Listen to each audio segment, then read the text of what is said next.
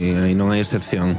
En general no, pero por ejemplo para el piso uso el Tricount siempre para dividir lo que compramos y demás. Si compras gastos comunes pues los subes y pones, o sea, tienes como los integrantes y lo divides entre los que los tienes y la aplicación te lo hace todo solo. Comodísimo. Sí, sí, muy cómodo.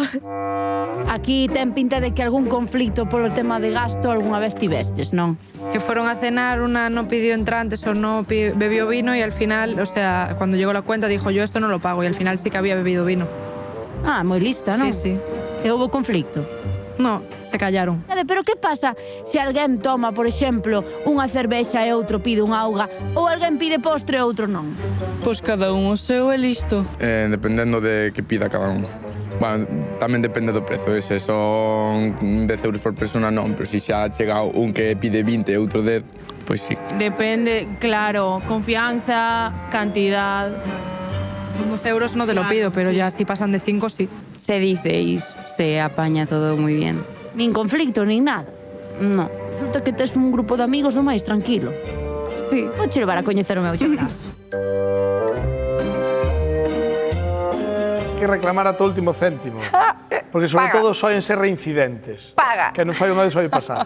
Bueno, os que tedes fillos e fillas, botadesvos a tremer, cada vez que se chega o aniversario do pequecho ou da pequecha, porque a cousa está toleando, porque cada vez hai máis convidados no aniversario do teu pequeno ou da tua pequena, en sitios máis increíbles, cos agasallos máis impresionantes, xogos, actividades, Yaiza. Mete medo celebrar un aniversario dun cativo, non se estará indo un pouco a cousa das mans? A min hoxe só me chamades para falar de gastos, visto? Sí, a verdade que hoxe son boas noticias. Eres a que bota as contas.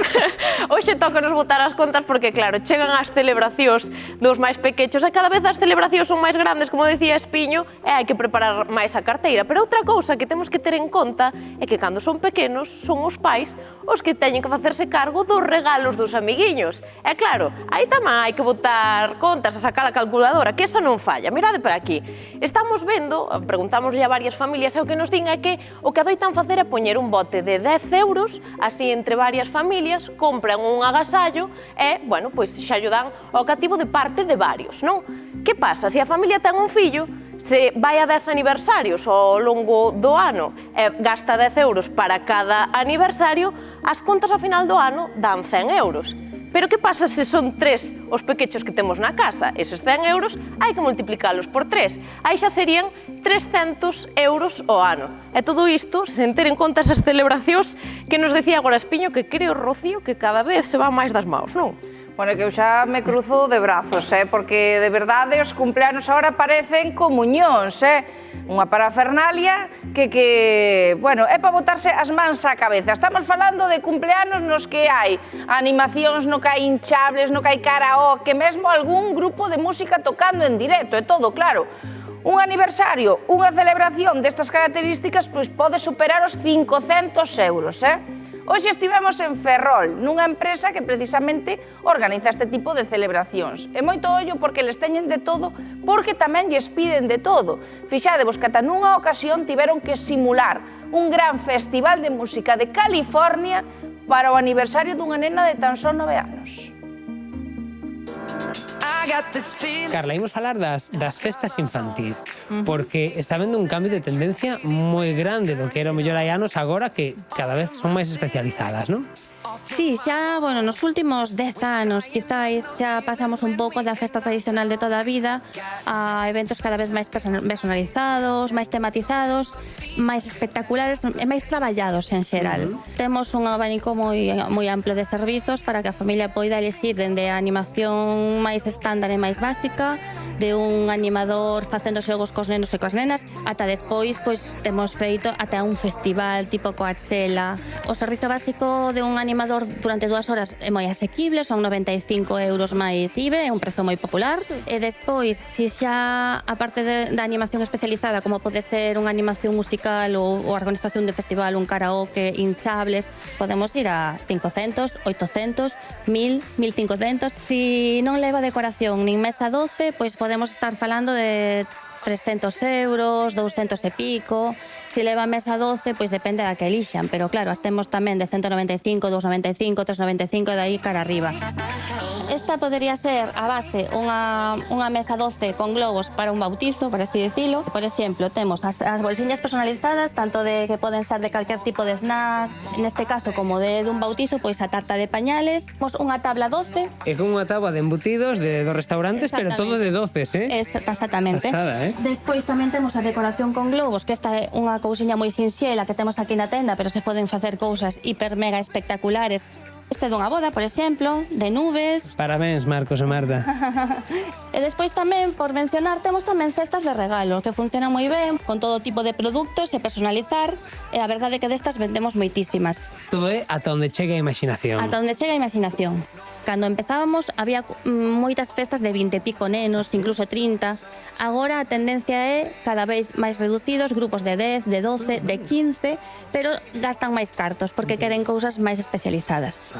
Quizás a que eu teño guardada con máis cariño porque foi unha nena que acababa de pasar unha enfermedade moi grave. Levamos a súa casa unha princesa Frozen que cantou en directo a canción de Libre Soy, baixando polas escaleiras da súa casa, colleu en brazos, a nena pois sentiu que era a princesa de verdade. Cando xa se curou, repetimos a mesma festa, pero xa a celebración pura. Foi a cousa máis bonita que fixemos nunca, a verdade.